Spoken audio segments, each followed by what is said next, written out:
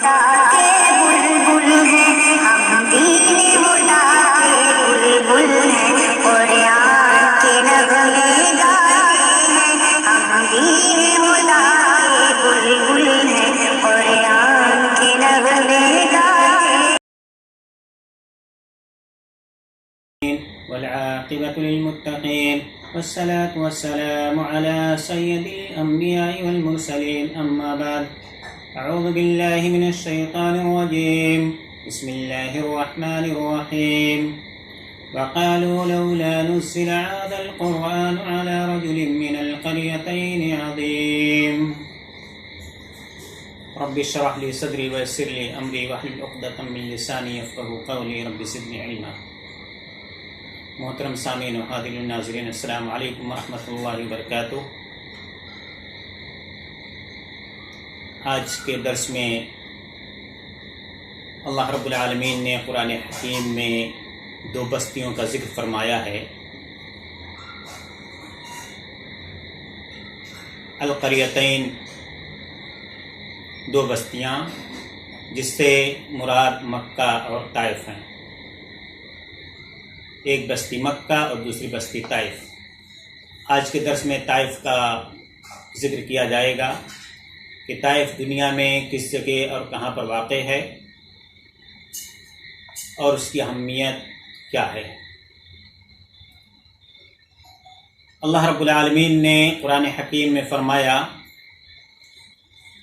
اور مشرکین مکہ کا قول نقل کرتے ہوئے بتایا کہ مشرکین نے کہا یہ قرآن ان دو بستیوں کے عظیم آدمی پر کیوں نہ اتارا گیا۔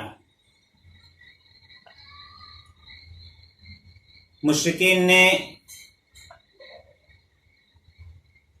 کہا کہ اگر اللہ رب العالمین کو قرآن نازل کرنا تھا تو اللہ تعالیٰ نے مکہ اور طائف کے دو عظیم شخصیتوں پر قرآن عظیم کیوں نہ نازل کیا، جیسا کہ قریش نے محمد رسول اللہ صلی اللہ علیہ وسلم پر نزول قرآن کو بعید خیال کیا، کیونکہ آپ فقیر اور یتیم تھے۔ انہوں نے مطالبہ کیا کہ یہ کسی بڑے سردار پر اترنا چاہیے۔ ان کا خیال تھا کہ عظیم وہ شخص ہوتا ہے جس کے پاس مال اور اقتدار ہو۔ یہ بات ان کی سمجھ میں نہ آئی کہ یہ عظیم وہ ہوتا ہے جو اللہ تعالیٰ کے نزدیک عظیم ہو، جیسا کہ اللہ رب العالمین کا ارشاد ہے، اعوذ باللہ من الشیطان الرجیم، اللہ اعلم حیث یجعل رسالتہ سیصیب الذین اجرموا صغار عند اللہ وعذاب شدید بما كانوا یمکرون۔ یعنی اللہ تعالیٰ خوب جانتا ہے کہ شخص پر رسالت نازل فرمائے، ان مجرموں کو اللہ تعالیٰ کے ہاں ذلت نصیب ہوگی اور اپنی شرارتوں کی وجہ سے سخت عذاب کا سامنا کرنا ہوگا۔ اللہ رب العالمین نے سورہ انعام میں بتایا کہ اللہ رب العالمین بہتر جانتا ہے کہ رسالت کس شخص پر نازل فرمائے اور کون رسالت کا مستحق ہے۔ مفسرین نے القریتین جو سورہ الزخرف کی آیت نمبر 31 ہے، اس میں مشرکین کا جو قول اللہ رب العالمین نے نقل کیا ہے کہ ان کا کہنا تھا کہ دو بستیوں میں سے کسی ایک عظیم شخص پر قرآن کریم کیوں نہ نازل کیا گیا، تو ان بستیوں سے مراد مکہ اور طائف ہیں، جیسا کہ میں نے بتایا۔ لیکن آج جس طائف کا ذکر ہوگا اس وقت، یعنی اس زمانے میں جب نبی کریم صلی اللہ علیہ وسلم نبی بنائے گئے، نبوت سے سرفراز کیے گئے، تو اس وقت اس شہر میں طائف میں کون عظیم شخص مانا جاتا تھا اور کس کے شہرت تھی۔ کہا جاتا ہے کہ اس سے مراد عروہ بن مسعود بن متعب ثقفی ہے۔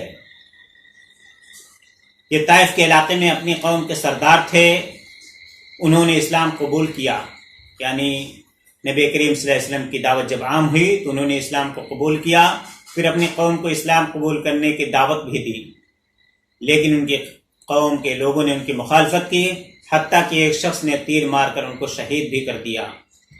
یہ سن 9 ہجری 630 کی بات ہے۔ طائف مکہ کے جنوب مشرق میں جبل غزوان پر واقع طائف عرب کے قدیم شہروں میں سے ایک شہر ہے۔ اور اچھی آب و ہوا اور زرخیزی و شادابی کے لیے مشہور ہے۔ سطح سمندر سے 1630 میٹر بلند ہونے کے باعث اس زمانے قدیم سے اہل مکہ کا مصیف یعنی گرمائی پہاڑی مقام رہا ہے۔ اب سعودی حکومت کا گرمائی صدر مقام بھی طائف ہی ہے۔ یہ مکہ سے 65 کلومیٹر کے فاصلے پر واقع ہے۔ 1982 عیسوی میں یہاں مسلم سربراہی کانفرنس بھی منعقد ہوئی تھی۔ طائف کا انار دنیا کا بہترین انار ہے جو نہایت میٹھا، رسیلا اور خوش ذائقہ ہوتا ہے۔ اس کی آبادی 2.25 لاکھ سے زیادہ ہے۔ طائف بن ثقیف کا شہر ہے۔ مشہور تاریخی شخصیت حجاج بن یوسف ثقفی کا تعلق اسی شہر سے تھا، اور محمد بن قاسم ثقفی فاتح سندھ و ملتان حجاج کے امزاد تھے۔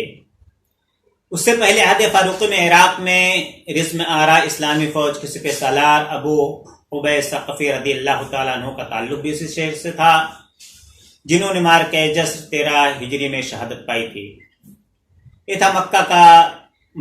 یہ تھا طائف کا مختصر سا تعارف اور اس کے واقع ملک کا مختصر سا تعارف کس ملک میں واقع ہے۔ مکہ سے 65 کلومیٹر کی دوری پر سعودی عرب کے اندر طائف موجود ہے۔